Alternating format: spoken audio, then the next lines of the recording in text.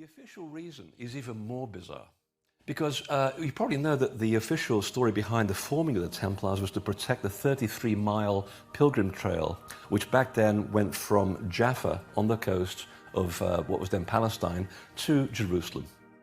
When they finished protecting the pilgrim trail, they then returned to Europe under very mysterious circumstances to become the richest organization of the period. I think their total combined accounts totaled something like $2 billion in today's money. It was something extraordinary back then. It was unthinkable. And that pretty much is the accepted version of events surrounding the birth and the purpose of the Templars. They were there to protect the pilgrim path. They made a lot of money. They went back to Europe. End of story. And then, as we know, a couple of centuries later, the church decided to take them out, along with the King of France, and they basically went underground. They disappeared, vanished from the history. Well, there is absolutely no evidence at all that these 9 men ever patrolled such a long, dangerous road between sea and city. In fact, they hardly spent any time outside of Temple Mount itself. And considering that you have 9 men patrolling 33 miles from brigands, very annoyed Arabs who just lost their lands, mountain lions, and all kinds of nefarious people trying to steal money from pilgrims, the story sounds a little bit strange. It almost sounds like a smokescreen. Even more so when you consider that the policing of that trail had already been undertaken for 30 years prior to the Templars by another group called the Knights Hospitallers. And they had been formed several decades before the Templars. In fact, the 2 organizations later went on to work with each other. What happened was that the Templars, these 9 men, supposedly spent all of their time secreted on Temple Mount. Doing what? Well, they spent all their time digging tunnels. And that's been proven in the last 30 years by Israeli archaeologists. They even found some of their artifacts still buried in some of these tunnels that they dug in a radial pattern from a certain location. As though they were trying to find something very specific. They had a fair idea where it was, but not quite exactly. So one has to question the logic of this entire story. Why would 9 rich nobles give up all their wealth, travel 1,500 miles across Europe, across very treacherous terrain back then, to sit in Jerusalem in hot, humid, putrid conditions, digging tunnels under very unpleasant circumstances to find a wealth of treasure? It would have been easier just to sit at home in their former counties of Burgundy and Lorraine, what is today Belgium, and sit there with their inherited wealth and have a quiet, happy life. Men just don't give up their wealth to dig tunnels and become rich. It doesn't add up. So again, the idea that a smokescreen was set up behind the Templars is very evident. What happens next is even more bizarre. In 1121, apparently they found a very mysterious scroll hidden under Temple Mount. And this scroll was given safe passage all the way through the lands of Central Europe, all the way to southern Belgium, to be decrypted by a cryptographer called Lambert de Saint-Omer. Now, why would you need a cryptographer to decrypt a scroll that was found under Temple Mount? Another mystery in itself. At the end of 1125, they discovered something else of considerable importance, because suddenly they all hastily began to pack up their meager belongings and they returned back to Europe. After that, they are formally sanctioned by the Pope in a very bizarre conference where they actually weren't even top of the agenda.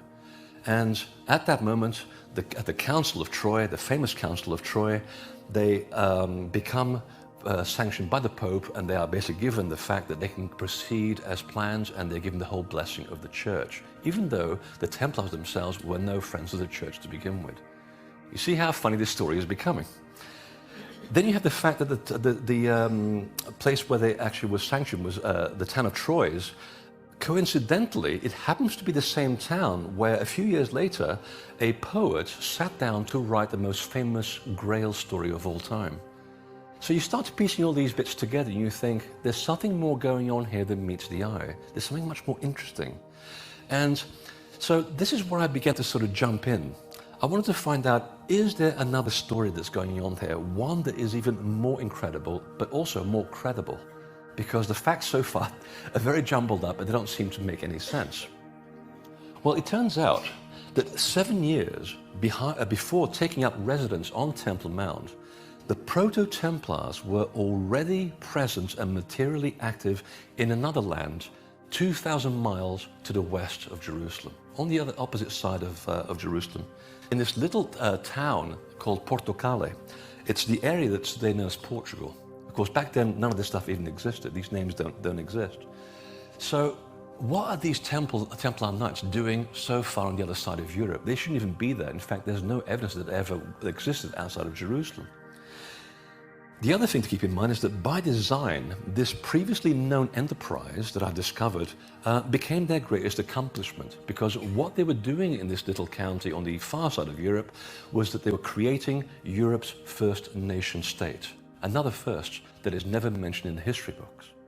So, with these ideas in mind, I'm now going to reveal another unknown chapter in the Templar history, and I want to do so starting with symbols. Because symbols are so much fun. They're mysterious. And anything that's mysterious always gets our curiosity. And secret societies, they love their symbols because just like parables, to the casual viewer, they convey one message, while to the initiate of the mysteries, they can conceal another. And in a world of corrupt clergymen and kings, symbols prove to be the most safest method of transmitting important ideas, or for initiates to also exchange signals with one another. And in this respect, the Templars were no different. And if you look at their buildings, their talismans, and their seals, there lies encoded a symbolic language. And it's timeless, it's full of secrets, but to someone who is actually immersed in the mysteries, it can be as easy to unravel as a nursery rhyme. Take this symbol, for example.